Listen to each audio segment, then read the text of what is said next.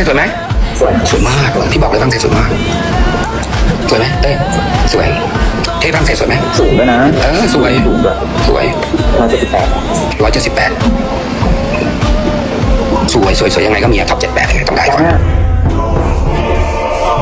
At mga kapolitika, inyo pong napanood at narinig itong sinabi ni Mr. Nawat mismo na nagandahan siya dito kay Miss France. So ang mga Pilipino ngayon is napareact.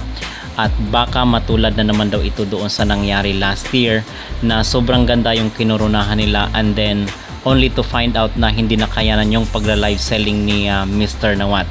So ang pangamba ngayon at nag-comment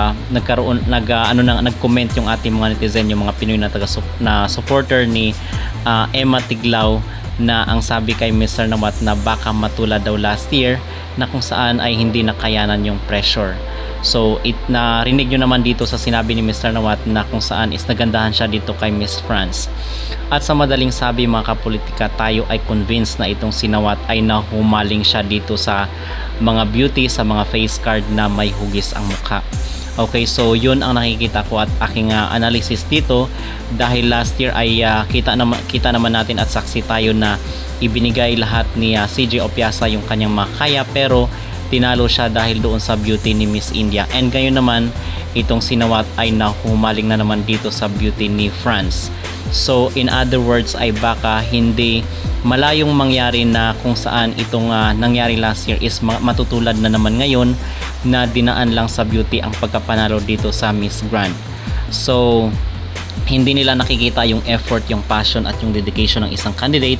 Basta sa kanila ay pag nagandahan sila ay yun na. So at parang papunta na naman doon ang kanilang direksyon, at sana lang kung magkukorona sila ng isang candidate ngayong taon, sana lang mga kapolitika ay yung isang hardworking, at sana ay hindi magkamali ang Miss Grand sa pagpili ng winner para sa MGI 2025. Okay? So yun lang aking advice at ang aking maipapayo dito sa organization. At kung kayo ang tatanungin mga kapolitika, ano po ang inyong mag-reaction dito sa sinabi ni Mr. Nawat na nagagandahan daw siya dito sa pambato ng Miss France, mag-comment sa ibaba at huwag kalimutang mag-like at mag-subscribe kayo dito sa ating YouTube channel para updated kayo sa ating mga latest issue.